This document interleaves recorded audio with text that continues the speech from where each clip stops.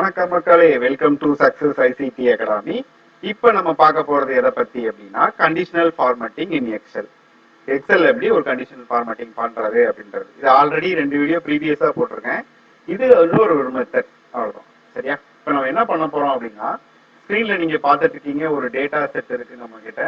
இந்த டேட்டா செட்ல இந்த இடத்துல நம்ம ஒரு ப்ராஜெக்ட் ஐடி, இதுல இருக்கக்கூடிய ஐடியை நம்ம டைப் பண்ணோம் அப்படின்னா அந்த ரோவை மட்டும் ஹைலைட் பண்ணி காட்டணும் அப்படின்றது என்னோட டாஸ்க். அதை தான் இப்போ நம்ம பண்ண போறோம். அதுக்கு முதல்ல என்ன பண்ணிக்கணும் அப்படின்னா, அந்த டேட்டா செட்டை நம்ம இப்படி செலக்ட் பண்ணிக்கணும். ஹோம் மெனு கிளிக் பண்ணுங்க, கண்டிஷனல் ஃபார்மேட்டிங்கை கிளிக் பண்ணுங்க, நியூ ரூல் அப்படின்னு ஒரு ஆப்ஷன் இருக்கும், அதை கிளிக் பண்ணிக்கோங்க. இதுல use a formula to determine which cells to format அப்படின்னு ஒரு ஆப்ஷன் இருக்கும், அதை செலக்ட் பண்ணிக்கோங்க. இந்த இடத்துல கிளிக் பண்ணிட்டு இது அப்புறம் ஒரு ஈக்குவல் சிம்பிள் போடுங்க. அப்புறம் இந்த டேட்டா இது என்ன பண்ணுங்கன்னா, இந்த டாலர் சிம்பிள் மட்டும் எடுத்து விட்டுருங்க, அப்பதான் எல்லா இதுக்கும் அது கவர் ஆகும். அதுக்கப்புறம் இங்க கிளிக் பண்ணிட்டு ஃபார்மேட் போங்க, ஃபில் அப்படின்ற ஆப்ஷன்ல கிளிக் பண்ணிக்கோங்க. இதுல நான் கிரீன் கலரை வந்து செலக்ட் பண்ணிக்கிறேன், ஓகேன்னு கொடுத்துட்டேன். மறுபடியும் ஓகேன்னு கொடுத்துட வேண்டியதான்.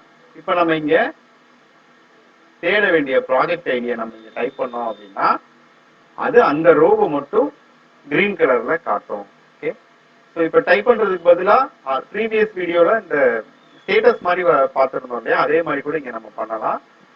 அது உங்களுக்கு ஹெல்ப்ஃபுல்லா இருந்ததுன்னா ப்ரீவியஸ் வீடியோவோட லிங்க் நான் டிஸ்கிரிப்ஷன்ல போடுறேன், அதே மாதிரி நீங்க பண்ணிக்கோங்க. ஓகே, நெக்ஸ்ட் வீடியோல மீட் பண்ணலாம். மறக்காம சப்ஸ்கிரைப் பண்ணுங்க, லைக் பண்ணுங்க. உங்களுக்கு எதுவும் டவுட் இருந்ததுன்னா கமெண்ட் பண்ணுங்க. வீடியோ பார்த்ததுக்கு நன்றி. பாய். மறக்காம சர்ப்ரைஸ் பண்ணுங்க. தேங்க்யூ.